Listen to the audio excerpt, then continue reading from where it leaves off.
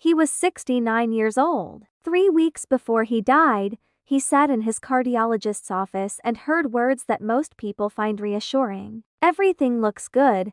His blood pressure was under control. His cholesterol levels were acceptable. His heart rhythm showed no obvious concerns. There was no urgent warning, no alarming test result, and no indication that his life was about to change forever. By every conventional measure, he appeared stable and well. That evening felt completely ordinary. He had dinner with his wife. They watched television together. They talked about plans for the weekend. Nothing seemed unusual. Nothing suggested danger was approaching. Then he went to bed, and he never woke up. What happened next shocked everyone involved in his care because the possible contributing factor discussed afterward wasn't smoking, uncontrolled hypertension, or a missed medication. It was a habit. A habit that millions of people consider healthy. A habit many physicians recommend for completely understandable reasons. And according to concerns raised during the review of his case, it may have contributed to conditions that increased his cardiovascular vulnerability during the night. Not because the habit was inherently dangerous in every situation,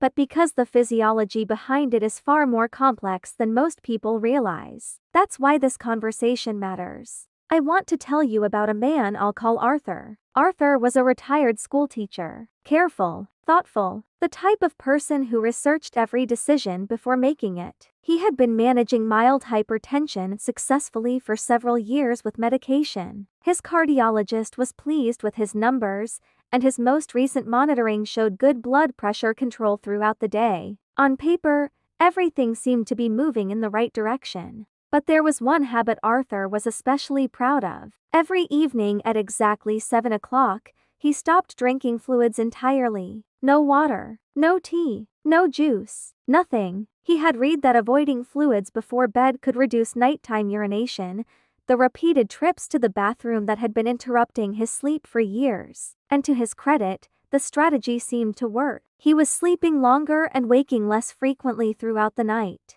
His final drink each evening was a cup of herbal tea at 7 o'clock. After that, nothing. Night after night, month after month, year after year. For nearly 2 years, Arthur went to bed believing he had finally solved a frustrating problem. He thought he was practicing excellent sleep hygiene. He thought he had found a simple solution that improved his rest without requiring medication or complicated interventions. Everything about it seemed logical. Then one morning, around 5 o'clock, his wife found him unresponsive. Emergency services were called immediately. The responding team initially suspected a stroke. Later evaluation confirmed a massive ischemic event caused by a blood clot that interrupted blood flow to part of the brain. As physicians reviewed the circumstances surrounding the case, an important question emerged. It was a question Arthur's family wished someone had encouraged them to ask much earlier. What actually happens inside the cardiovascular system when a person regularly goes to bed mildly dehydrated? Most people understand dehydration in simple terms. They think about thirst, headaches, dizziness, fatigue, or feeling lightheaded. Those symptoms are familiar, but far fewer people realize that hydration status can also influence blood concentration, circulation dynamics, vascular stress, and several physiological processes that play important roles in cardiovascular health and resilience. And that brings us to a fascinating observation researchers have studied for decades. Heart attacks and strokes do not occur evenly throughout the day. They cluster disproportionately during the early morning hours. Between approximately 5 o'clock and 10 o'clock in the morning, cardiovascular events rise sharply. Most discussions focus on the morning increase in blood pressure, rising stress hormones, and greater platelet activity. All of those mechanisms matter. But there is another piece of the puzzle. That missing piece involves what happens to the body's fluid balance during the 8 hours spent asleep. And for millions of people who intentionally stop drinking fluids hours before bed, it may be more important than they realize. Today, we're going to explore what researchers have learned about hydration, overnight physiology, blood viscosity, circulation, and cardiovascular vulnerability. More importantly, we'll discuss strategies that may help support hydration without worsening nighttime bathroom trips. Before we talk about solutions,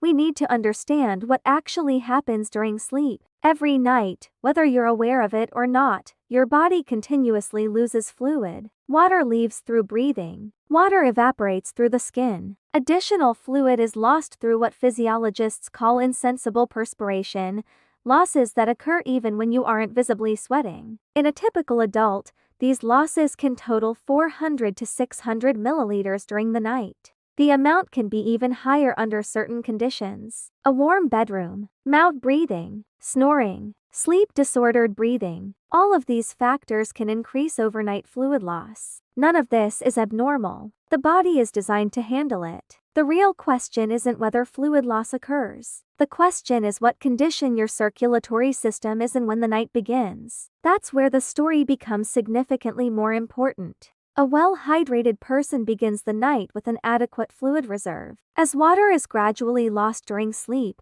blood concentration rises only modestly. The cardiovascular system compensates effectively, and the changes remain within a manageable range. But when someone intentionally restricts fluids for several hours before bed, the situation changes. The body enters sleep with less reserve. Then the normal overnight losses continue, gradually concentrating the blood further as the hours pass. Think of blood flow like a river. A healthy river moves efficiently around obstacles and through narrow channels. The current remains strong enough to keep everything moving. But if enough water is removed, the river becomes shallower. Flow slows. Areas that were once clear become places where material can accumulate. The cardiovascular system behaves in a surprisingly similar way. As fluid volume declines, blood becomes more concentrated and circulation becomes less efficient. Researchers have long been interested in what they call morning cardiovascular vulnerability. The reason is simple. Several biological processes begin converging at the same time shortly before waking. Blood pressure starts rising. Stress hormones increase. Platelet activity becomes more pronounced. The body's internal clock prepares for the transition from sleep to wakefulness. Now imagine those changes occurring after 8 hours of ongoing fluid loss and reduced overnight fluid reserve.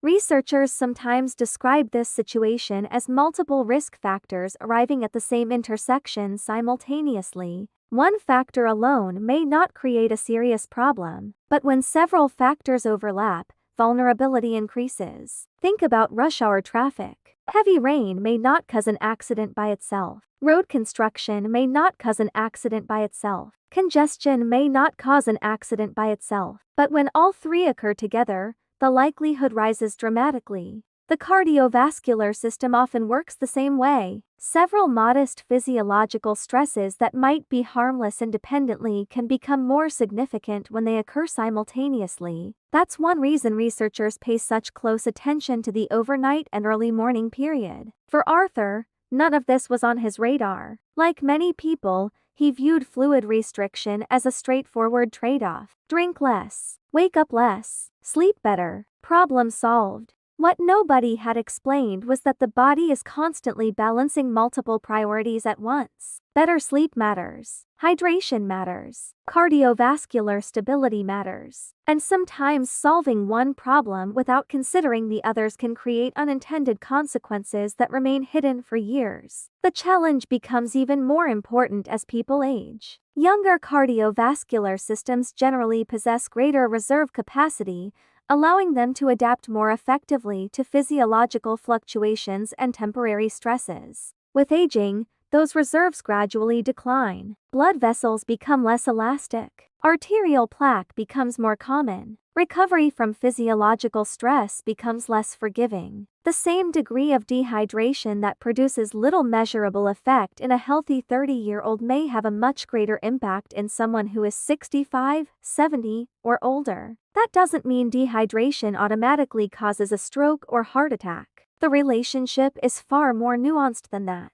What it does mean is that hydration becomes one of many variables influencing cardiovascular resilience. And resilience is often what determines how effectively the body navigates periods of increased physiological demand. Another overlooked aspect involves circulating blood volume. Reduced fluid volume means less blood returning to the heart with each beat. To maintain adequate circulation, the cardiovascular system must compensate. In healthy individuals, these adjustments are usually subtle and unnoticed. But in people with underlying cardiovascular disease, reduced reserve capacity, or existing arterial narrowing, maintaining circulation can become more challenging. Think of it like driving a vehicle with a nearly empty fuel tank. The engine still runs. The vehicle still moves, but the margin for unexpected demands becomes smaller. The cardiovascular system functions in much the same way. Hydration doesn't guarantee protection,